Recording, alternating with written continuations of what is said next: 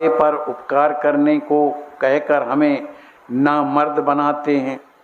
वस्तुतः संतों ने कर्मों की राशियां रची हैं, किंतु उनके और हमारे कर्म में अंतर है। राम करता है, भावना से वे कर्म करते हैं, और हम मैंने किया इस भावना से कर्म करते हैं। इसलिए कर्म हमें बंधनकारी हो जाता है।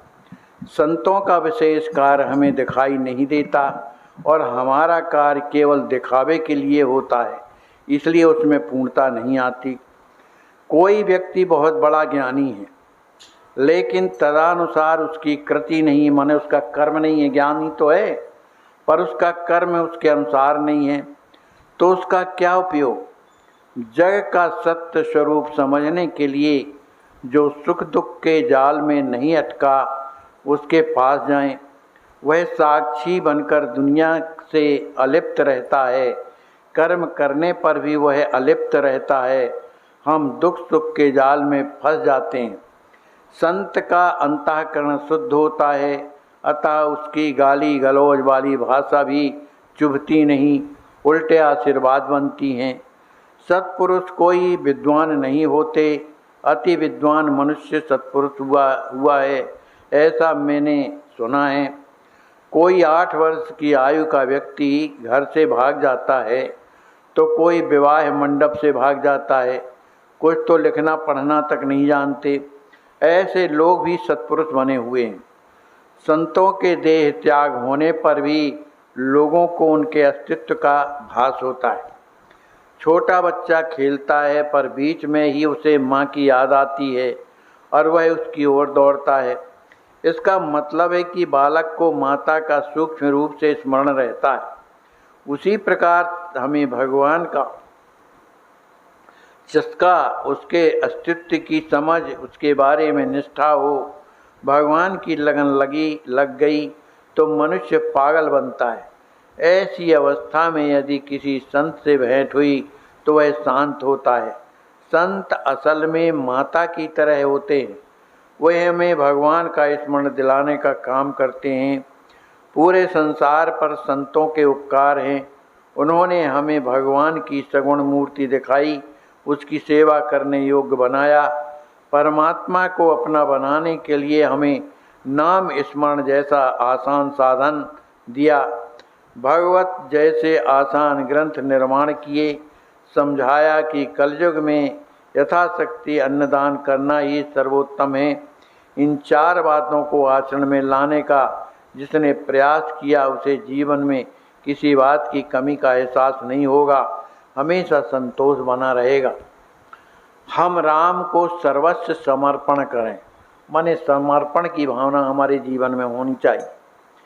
मैं कहता हूँ कि हम राम को मन से सर्व समर्पण कर दें। मेरे नातेदार आदि जो भी हैं केवल एक राम है, ऐसा दृढ़ भाव रखकर राम की शरण में जाना चाहिए। भगवान मुझे संसार में कुछ भी करना बाकी नहीं, अतः मैं अनन्य भाव से शरण में आया हूँ। सुख दुख का दाता केवल एक भगवान ही है। जिस समझदारी से हम काम करें उसके सुख दुख के परिणाम में हमें भुगतने ही पड़ेंगे। जब तक हम में अहंकार है तब तक संतोष नहीं होगा। यदि आप संतोष चाहते हैं तो साधु जन एक विशेष उपाय बताते हैं। वह उपाय है हम अपना सर्वस्व राम को अर्पण करें। सज्जन हमें सर्वस्व कैसे अर्पण किया जा सकता है इसका मार्ग बताते हैं। हमें निरंतर प्रयत्न करना चाहिए, फल की अपेक्षा नहीं रखनी चाहिए। कर्तव्य भावना से कर्म करें और कर्तव्य करते समय भी भगवान को ना भूलें। पहले भगवान का अनुष्ठान हो और इसी से प्रयत्न करने की प्रेरणा होगी। यदि हम भगवान का अखंड अनुष्ठान करें तो सहज में ही कर्म समर्पण हो जाएगा। संतों का मुख्य लक्षण अत्यंत शांत वृत्ति है। जो बात घटती है वह प्रभु राम की इच्छा से ही घटती है। खबरदार रहकर गृहस्थी करनी चाहिए। भगवान हमारा त्राता है, यह जानकर ही हमें निर्भय रहना चाहिए। प्रभु राम हमारे घर आए, यह तो हमारा अहोभाग्य है। गृहस्थी ठीक ढंग से करते हुए हमें प्रभु को सब समर्पण कर देना उचित है। जो दोष हम दूसरों में देखते हैं, वस्तुतः देही वे ही दोष हम में होते हैं।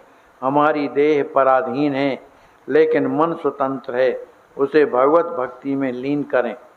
जिसका मन बंधा हुआ है, उसे स्वाधीनता का भाव नहीं होगा। जो राम की शरण में जाता है, उसकी हानि नहीं होती। नीत धर्म का आचरण करते हुए अखंड रूप से नाम स्मरण करें। परिवार में छोटे बड़े बाल बच्चे पत्नी इन सब के मन में निरंतर राम नाम रहना चाहिए। बहुत कठिन समय में हम गुजर रहे हैं, इसलिए हमारी बुद्धि में किसी भी समय भेद हो सकता है। इसलिए हमें अपने को सावधान रहकर प्रति क्षण प्रति पल प्रभु का नाम स्मरण करना चाहिए। भगवान की कृपा से जैसे चल रहा है वैसे चलने दें। जिस स्थिति में राम रखें वैसी स्थिति में हम रहें। जिसके मन में प्रभु राम दृढ़ हो गए, उसे दुनिया में कुछ भी करना बाकी नहीं है। प्रभु राम को जो और जैसे करना होगा वैसा होगा। निरंतर भगवान का ध्यान हो, इसके लिए कहीं भी जाना नहीं पड़ता। प्रभु राम स्वयं घर पर आकर मिलेंगे। जो प्रभु राम चरण का चिंतन करेगा, उसे यम का बंधन नहीं होगा।